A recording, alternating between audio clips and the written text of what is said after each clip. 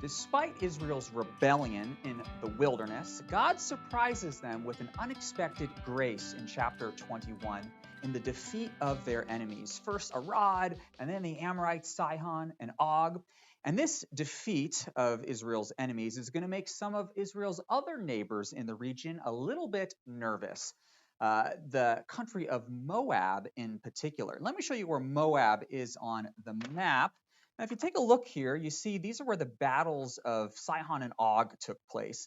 And in order to defeat these guys on the east side of the Jordan River, Israel had to walk right on by Moab. And Moab's king, Balak, man, he is shaking in his boots. He is scared. He's afraid of a physical battle, but he reasons, you know what?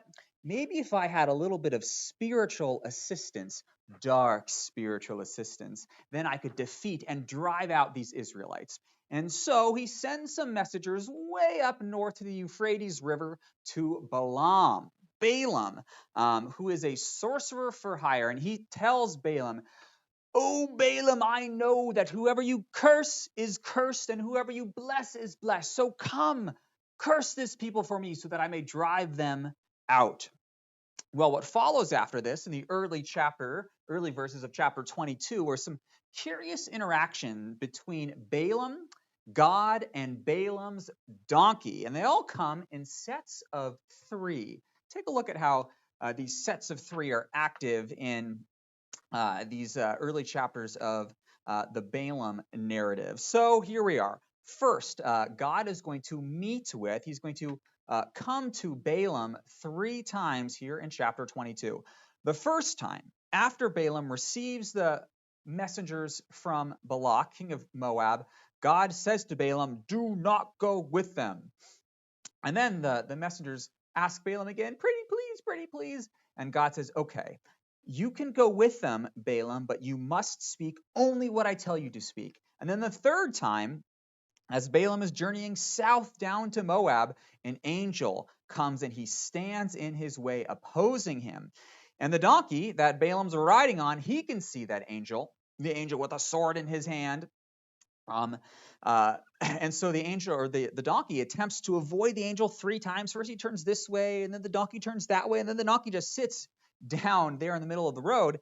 And Balaam, who cannot see what is right in front of him, he starts beating his donkey, and he beats his donkey three times. "Why have you struck your donkey these three times?"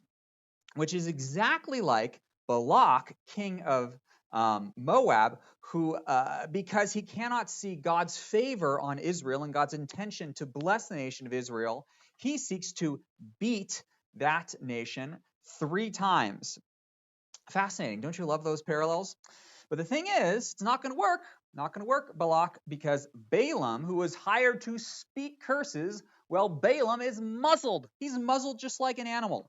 Now, this inability to speak is repeated again and again here in chapter 22 and the early parts of 23. I'm going to call this Balaam's muzzle. Take a look at this, where Balaam cannot speak what he wants to speak. You must do only what I tell you to do, God tells him. Speak only what I tell you to speak. And then Balaam is going to confess directly to Balak's messengers. He's going to say, "Hey, you know what? Even if Balak were to give me his house full of silver and gold, I cannot go beyond the command of the Lord." And he repeats that expression here in chapter 24. And that's because he has no power of his own. He has some kind of connection to the spiritual forces, but he says, "Hey, I got no power of my own to speak anything, but I can only speak the word that God puts in my mouth."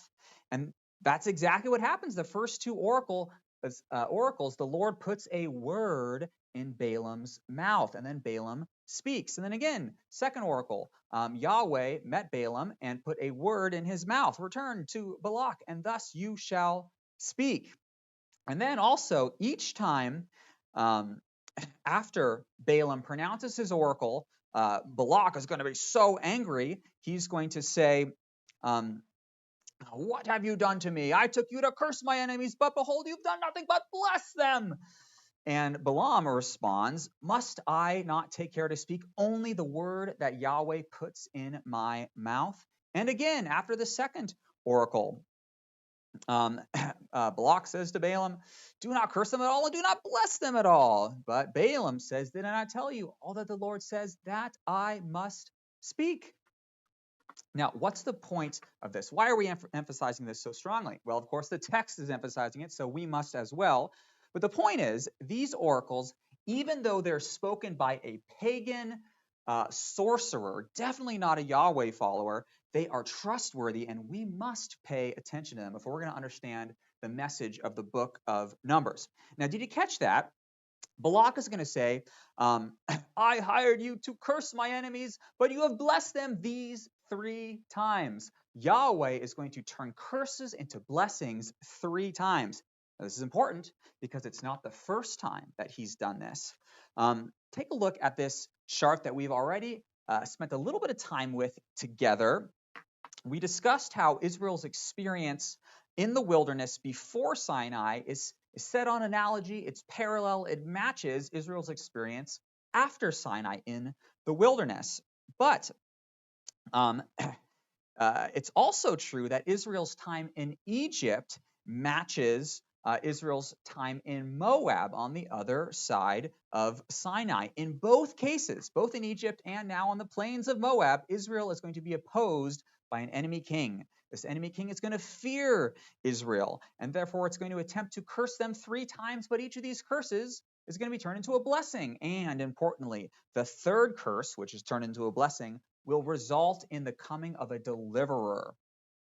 It's really quite fascinating. Let's take a look at these parallels in a little more detail. This is really quite amazing. So both Pharaoh and Balak are going to fear Israel because Israel is too many and Israel is too mighty for me. Therefore, he says, come, curse my enemies. And these curses, they are quite easy to identify here in the Balaam narrative. Every time it's gonna Balak is gonna take Balaam up onto a mountain. He's like, hey, come on up to this mountain. And Balaam's gonna say, hey, build me 7 altars. And then Balaam's gonna take up his discourse and he's gonna say, so there we go. We got round 1.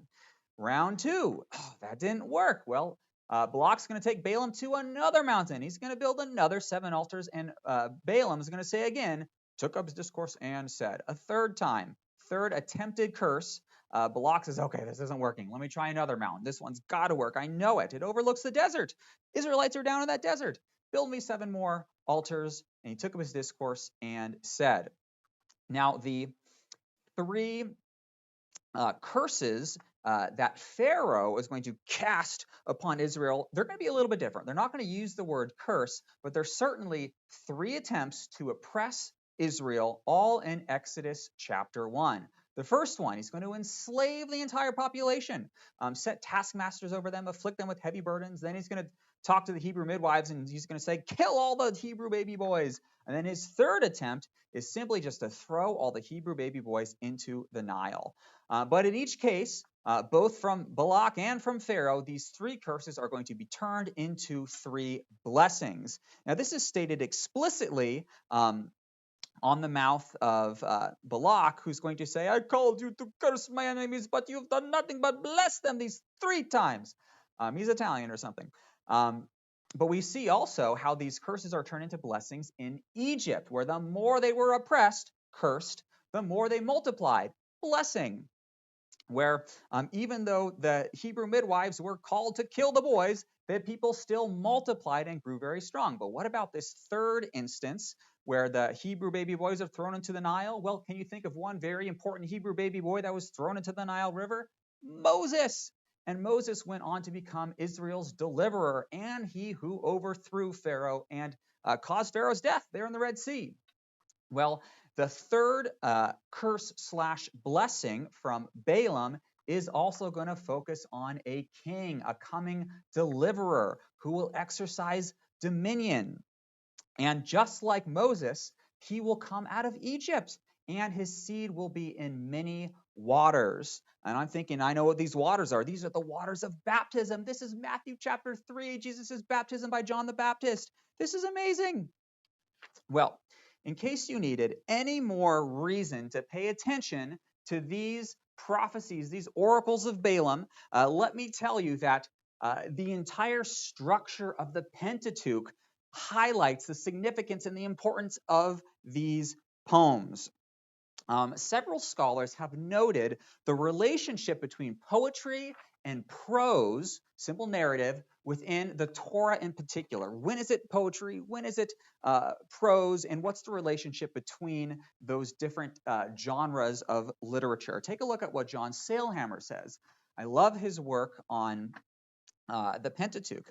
He says that there's a technique, a specific technique of using a poetic speech and a short epilogue after a narrative. And this, so here we have a poetic speech and an epilogue coming after a narrative. This is well known in biblical literature, and it comes up in the Pentateuch all the time. So here's a couple of examples of, I'll say, micro level genre alternation, where there's the creation account, the first couple chapters of Genesis, and then at the very end we have a poem where Adam is going to praise his wife and using poetic language, and then there's a very short epilogue following this, and then we have the fall in Genesis 3, and then the poetic curses on the serpent, the woman, and the man, and then a short epilogue after this where it says that Adam and Eve are banished from the garden. And we see a lot of different instances of this where poems come after the narrative. But there are three poems in particular which are the most important in the Pentateuch, both for their length, how long the poems are, and for their position within the Pentateuch. And those three poems are Jacob's blessing in Genesis 49, Balaam's oracles in Numbers 23 and 24, and Moses' songs of blessing in Deuteronomy 32 and 33. And preceding each of these poems is a long narrative section, all of the patriarchal narratives, Israel's time in the wilderness, and then their time on the plains of Moab before entering into the Jordan River, through the Jordan River into the Promised Land. And notice some additional similarities between how each of these three poems are introduced. Let's quickly read John Sailhammer's identification of these similarities. He says that a close look at the material lying between and connecting the narrative and poetic sections reveal the presence of a, all right, hold your breath, homogeneous compositional stratum between these three poems. Now, what are we talking about here? Most notably, marked by the recurrence of the same terminology and narrative motifs. In each of these three segments in particular, a central narrative figure, Jacob in Genesis 49, Balaam in Numbers 23 and 24, and Moses in Deuteronomy 32 and 33, they're going to first call an audience together. Gather yourselves together. Come, assemble to me. Then they're going to proclaim to this audience that I may tell you, and I will tell you, I may speak these words to you, what will happen in the end of days, in days to come. This is an eschatological expression, always referring to the final time period before God enters into this world and establishes his kingdom. So we're talking eschatology and we're talking the Messiah. Each of these three poems looks to and gives specific prophecy of the coming of a Messiah. Well, Balaam, he was hired by Balak to curse Israel 3 times. And you know what? He's going to throw in an extra 4 to make it 7. Now, of course, 7 is an important number. And let's walk through each of these 7 oracles of Balaam. The first 2, here we are, they are in response to even the attempt to curse Israel. Oracle 1, Balaam says, I cannot curse what God has not cursed. I cannot denounce what God has not denounced. I simply do not have that ability. And then when Balak tries again here in Oracle number 2, we kind of step it up a notch where Balaam says that God is not a man that he should lie, or a son of man that he should change his mind. God is not going to change his mind on what he has decided to do. He has decided to bless Israel, and that he will do. But then it gets interesting. Let's take a look at chapter 23, verse 20. This is quite interesting here. So we're in Balaam's second oracle here. God is not going to lie. He is going to bless. He received a command to bless Israel, and he will bless. I cannot revoke it because Yahweh has not beheld misfortune in Jacob or trouble. Oh, that's strange. That is so strange because this word misfortune here in chapter 23, verse 21, this is the most common word in Hebrew, not for misfortune, but for iniquity. Look at this. Iniquity, evildoers, evil, wicked. Like these are the predominant translations and understanding of this word misfortune. He has not beheld iniquity. He has not beheld evil or sin in Jacob. That's crazy because we have an entire chiasm devoted to the iniquity of Jacob, of Israel, their sin and their rebellion against him in the wilderness. What about the 10 times that Israel put Yahweh to the test? Does that count?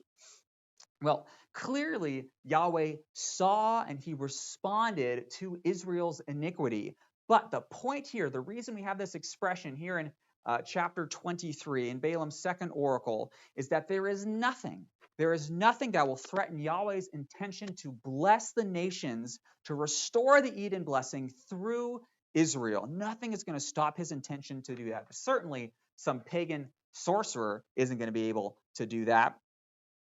And therefore, God is even going to respond to Israel's 7 rebellions with 7 blessings. That's why we have 7 here and 7 there, just to further emphasize Yahweh's intention to bless the nations through blessing Israel. And the predominant blessing, of course, is the coming of a king from the line of Judah. Now, the second oracle here in chapter 23, it's not going to introduce the king, but it will set the stage for his coming. Let me show you how this second oracle does just that. And before I do so, let me close off some of these. No longer necessary. So here in the second oracle, God is going to reference Israel as a whole. In plural, the entire nation he's going to bring them out of Egypt, and God is for them like the horns of a wild ox, talking about everyone, all 603,000 males over the age of 20. And he's going to refer to the entire people as a lioness who rises up and a lion who lifts himself up. But these these plural expressions here in oracle number 2 and oracle number 3 are going to be turned to singular.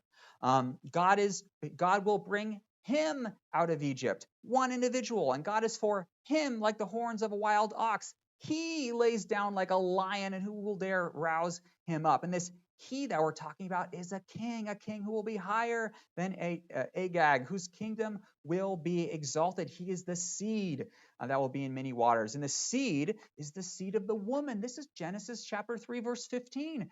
The one who will come and crush the head of the serpent and bring us back to the garden. That is who we're talking about here in Balaam's third oracle.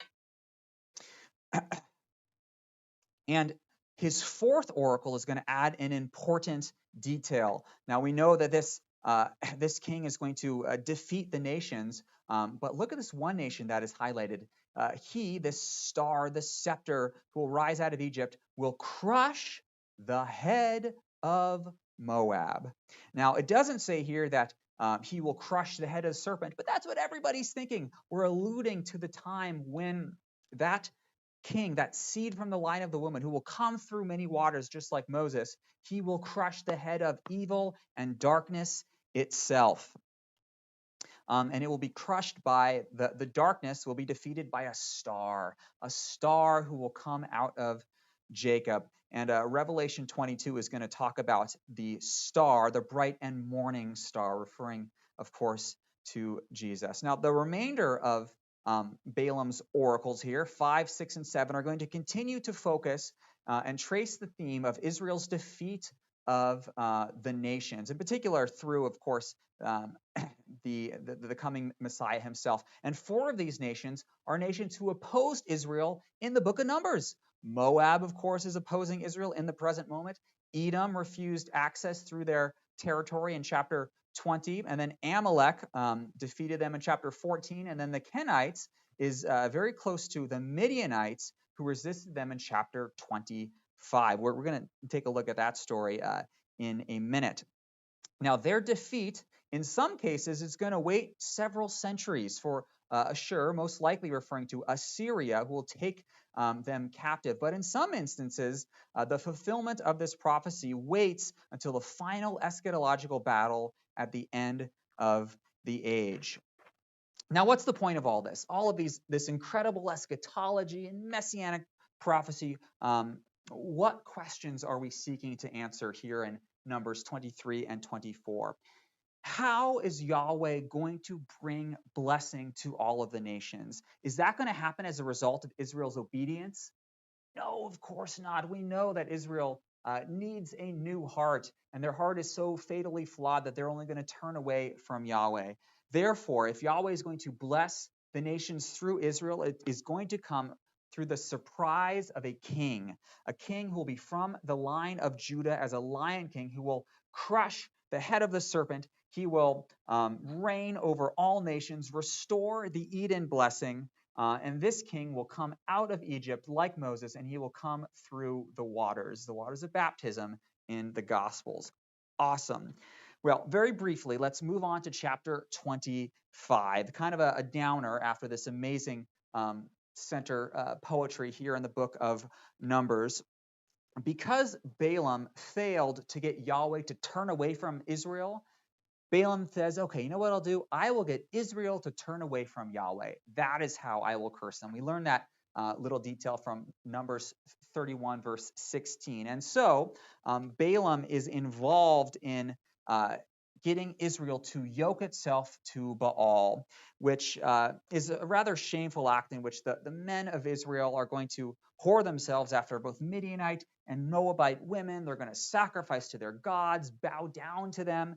And it is only after the righteous zeal of Phinehas intercedes that a plague among the people is stopped. This is a plague that kills 24,000 of them, by the way, which just so happens to be the very last of the Exodus generation, those who are listed in Numbers chapter 1. And now that they're all dead, and we can move on to a new generation, purged of their unbelieving parents, who are now just sitting right on the other side of the Jordan River, and they are set to enter the promised land there on the plains of Moab, which is where Moses is going to give his final instructions to Israel in the book of Deuteronomy and the final 11 chapters of the book of Numbers, which we will take a look at next.